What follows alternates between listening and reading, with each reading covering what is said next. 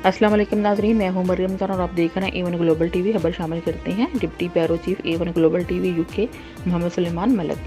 मीनार पाकिस्तान वाक़े की मुतासरा खातून आयशा किराम ने अपने साथी रैम्बो से मुतल्लिक खौफनाक इंकशाफात कर दिए। आयशा किराम ने यौम आज़ादी के मौके पर पेश आने वाले अफसोसनाक वाक़े का जिम्मेदार भी साथी रैम्बो को ठहरा दिया।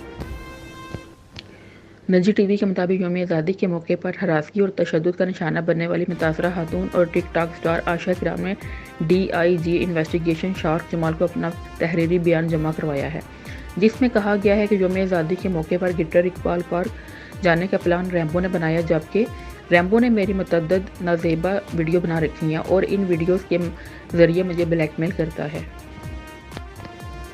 आयशा किराम के बयान के मुताबिक मैं अपनी आधी तनख्वाह रैम्बो को देती थी, जबकि वो ब्लैकमेलिंग के जरिए मुझसे अब तक 10 लाख रुपए ले चुका है। रैम्बो अपने साथी बादशाह के साथ मिलकर टिकटॉक गैंग चलाता है। रैम्बो चूंकि मेरे साथ साई की तरह मौजूद रहता था, इसलिए पुलिस को नहीं बता सकी। अब रैम्बो को पैसे दे देकर थक गई हूँ, इसलिए पुलिस की मदद लेने का फैसला किया है।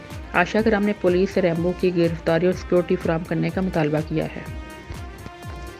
दूसरी जानब DIG इन्वेस्टिगेशन शार्क जमाल ने केस से मुतल्लिक ताहाल कोई बयान जारी नहीं किया। ज़राए का कहना है कि पुलिस ने रैम्बो की गिरफ्तारी के लिए टीम तश्कील दे दी है और रावलपिंडी में रेड भी किया है, जबकि रैम्बो के कुछ करीबी साथियों को हिरासत में ले लिया है, जिनकी शिनाख्त आयशा किराम से कराई गई है। आजकल इतना ही। अल्लाह हाफिज़।